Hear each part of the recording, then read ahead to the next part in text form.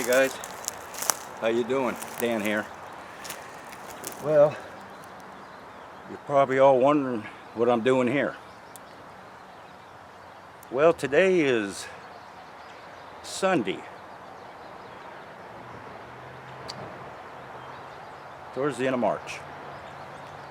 And gotta get something done out here. Might rain again. Anyway, bottom line is, guys, hey, look, it's been a couple weeks and we still can't get up to the Sierras, okay? There's just too much snow. I do my field research in the higher altitudes up at the Sierras, okay? So I can't do a thing right now. But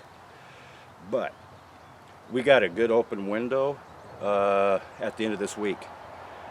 So we're going to try to shoot it up there this Friday. So anyway, now you're probably wondering what I'm doing here. This was another piece of my research I've been doing that I really never really told anybody about, as I've done some extensive research on this. So I have a story that I'm going to tell you. And where I'm at right now, I'm around where my hometown is. Roseville, California, Placer County.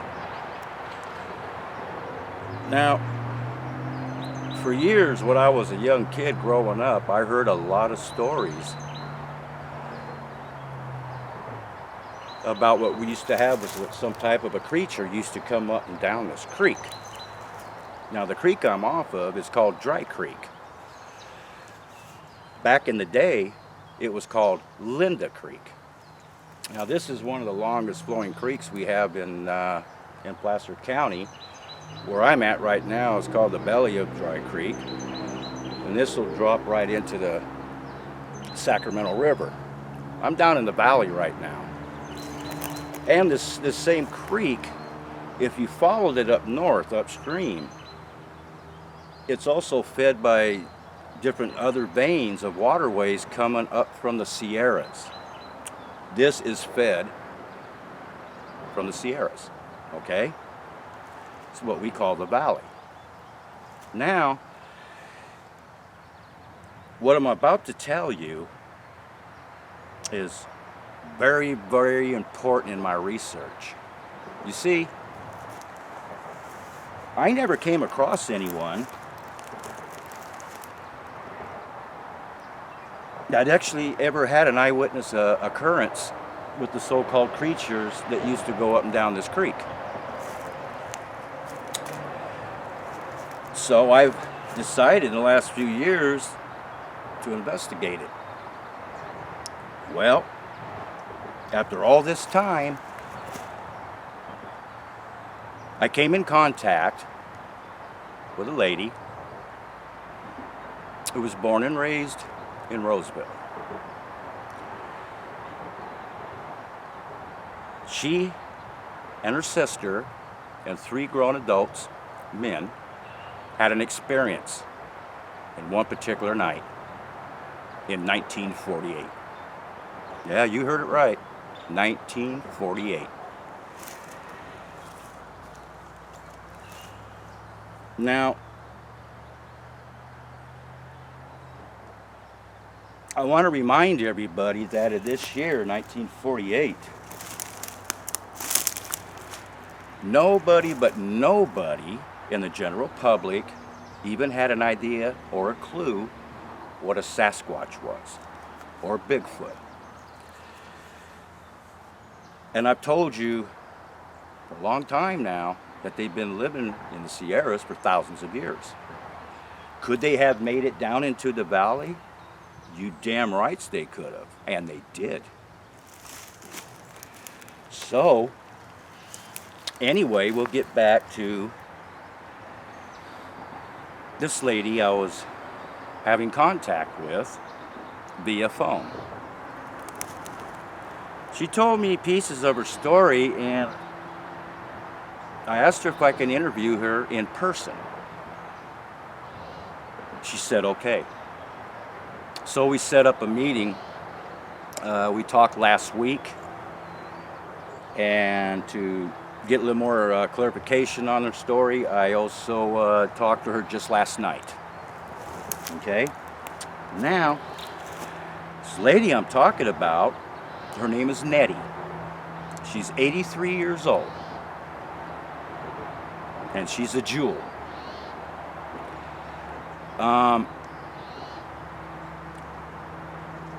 I asked her before the interview if I could do this interview on camera.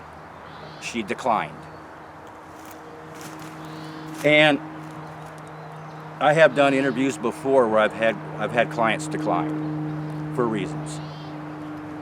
I think you should understand that. So the kind of man I am, I respect one's wishes. So I asked her, can we just do a verbal interview? And she said no problem. So she began to tell me her story. Now, what happened to Nettie in the evening of 1948 was this. And this is exactly how she told it to me. It started off between 4 and 5 o'clock late in the evening. Her and her sister decided to go out for the evening, take a little walk to a place where they call the park, which is, I guess, is a place at the time to time people hung out in there. It's a wooded area. Okay. Now mind you, I'm taking you back 70 years ago. Okay. And I'm going to tell you this. This is the first time since I've been a field researcher, and I've been at this for years, that I have ever got a chance to talk to an eyewitness from 1948. When you get one of these, I'm telling you right now, it's rare breed, rare as hell. Try to find it. Anyway, so let's get on with Nettie's story. So this is what she told me. When they went out for the walk that evening, they had to cross a creek, which is like the creek right over here. And we're trying to stay away from the other parts of the creek because of all the rains we had. It got kind of flooded out here. So they crossed the creek to get to the park area. When they got across the creek and around, say like in this area, and they went a little bit further in. And all of a sudden, they ran into 3 adult men. One of the adult men grabbed Nettie like this, real gently, and he looked at her and said, "Shh, don't say a word, don't move, stand still, and they will not harm us." Nettie didn't know what he was talking about. So as she was observing the area, then all of a sudden she's seen a small group of what I know as Sasquatches. And they were in a group in an area like over here, in a wooded area where you see where there's that clearing. And they were like in a tight group. Now, she said they were like in a squat position and a semi-squat position. I asked her, I says, "Nettie, how long did you observe this group of creatures?" And she told me, probably about a couple minutes. And I said, "What happened after that?" She said, "They were looking at us as we were looking at them.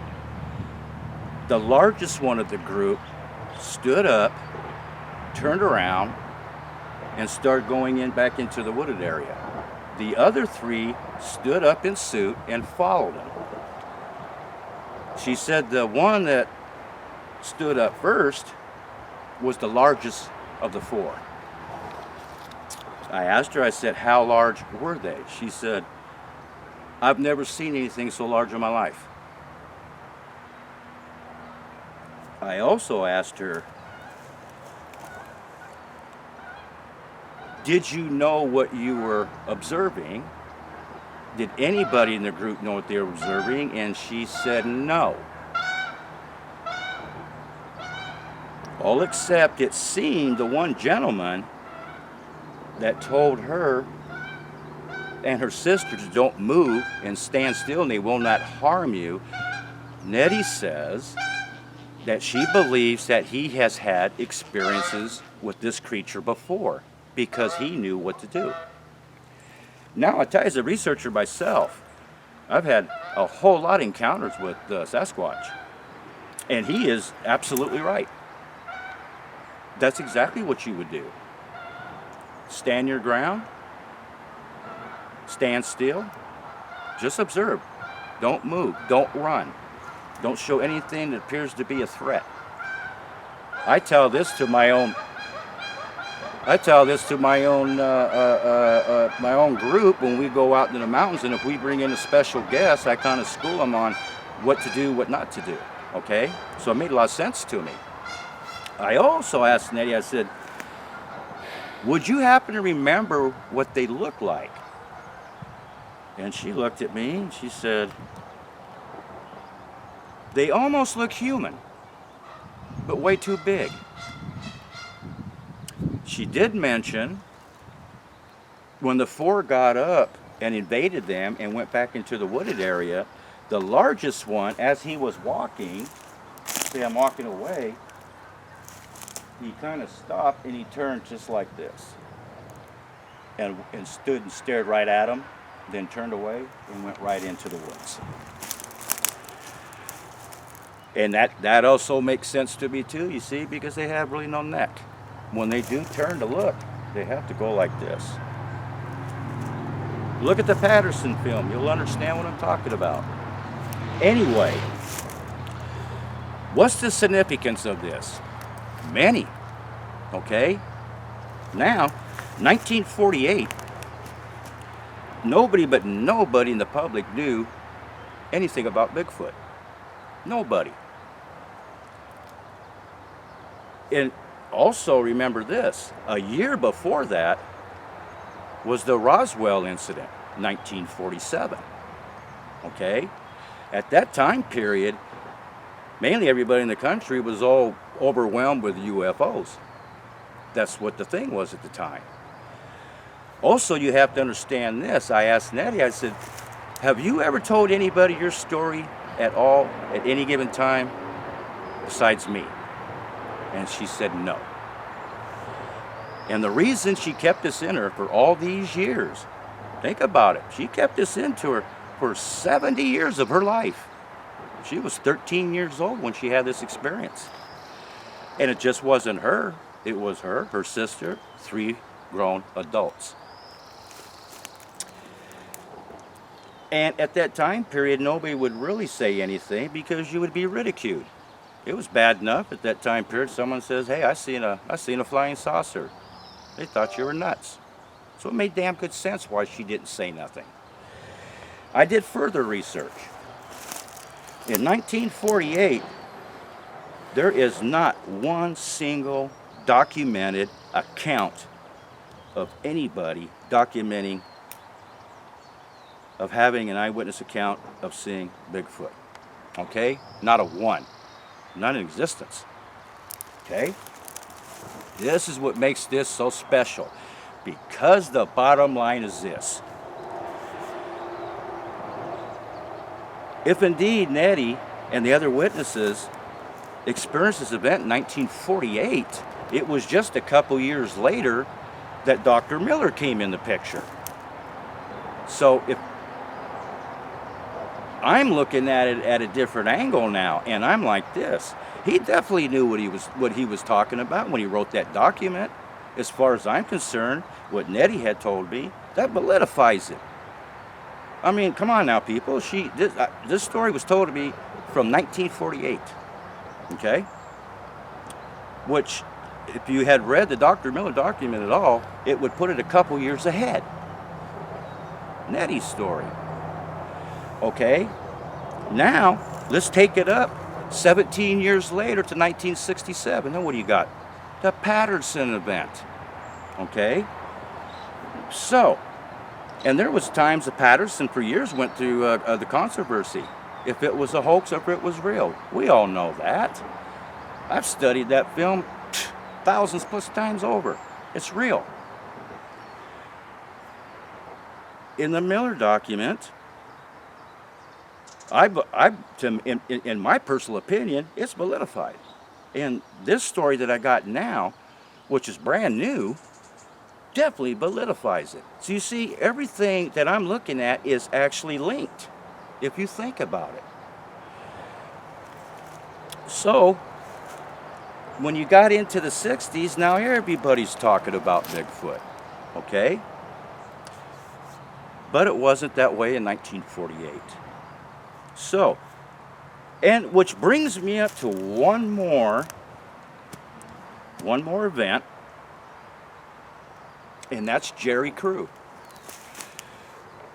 Now, I know a lot of you maybe know the Jerry Crew story, and maybe some don't, okay? Jerry Crew found some footprints, did a casting on them, and produced them to the media and the public, okay? That was in 1958. And that happened up north in the Sierras, okay? Now this is kind of a funny part. Even to this day, they're saying that he hoaxed everybody. Well, I'm like this right now at this point since I had this interview with Nettie. I don't think he hoaxed anybody. You see, the story went where he's on a construction site and he comes across these footprints he's never seen before, great big large footprints. So one day he goes out there and what does he do? Takes a casting of them, then he produces them, okay? That's how it got the name Bigfoot. Was from the media. Now, but here it is years later and they say that he hoaxed everybody because they said somebody came out and said at that time that Jerry Crew whittled up some feet out of wood and went out and planted them. Then took the castings and turned them into the media. I have a problem with that. The problem's this. I doubt very seriously in 1958 that Jerry Crew just woke up one morning and said, hey, I got a bright idea. I'm going to go whittle me some big ass feet out of wood and I'm going to go plant them through the woods and take casting and turn them into the media. That's something you just can't conjure up in your mind. It's just not going to happen like that, okay? So at this point, I do believe that Jerry Crew was telling the truth. At this point, I do believe that the Dr. Miller document is real and truthful. So, look it. I had to get this kind of evidence out to you because I will probably never have a shot again to interview such a wonderful person as Nettie. And do I believe her story? You damn right I do. Why do I believe her story? Because I'm probably the top researcher in the Sierras. And I've told you before, I do my research up north, down south, and points in between in the Sierras, okay? Did they come down in this valley and be down here what Nettie and the others experienced? Oh yeah, very possible. As a matter of fact, it probably did happen. What they were actually experiencing was probably this. Probably in that time period, the food was not as available. So they came down or lower into the valley where down here the food is in abundance. And everything that's on the Squatch's table that he feeds on is down here in the valley. So yes, it made damn good sense to me, and you could follow this creek like a road map. It'll take you right up into the Sierras, and that's a fact. So, look it, guys.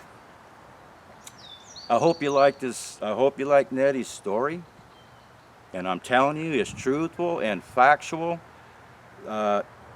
the sweetest 83-year-old woman I ever met. Like I said, she's a jewel. And I want you to respect her for that. So, look it, I hope you enjoyed this video. I hope you kind of grasp everything I just told you, because this is some fantastic evidence, people. Fantastic evidence. Okay?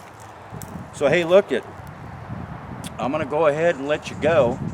And I'm going to see you probably next week, because we'll come or hell or high water, I'll make it up to the Sierras. I don't know how far I can get into my research area, but we're going to try. We'll do something. Anyway, hey, I'm going to let you go, and so I can enjoy the rest of my Sunday and my cameraman. So, hey, you guys take care. Have a good one. Gotta go.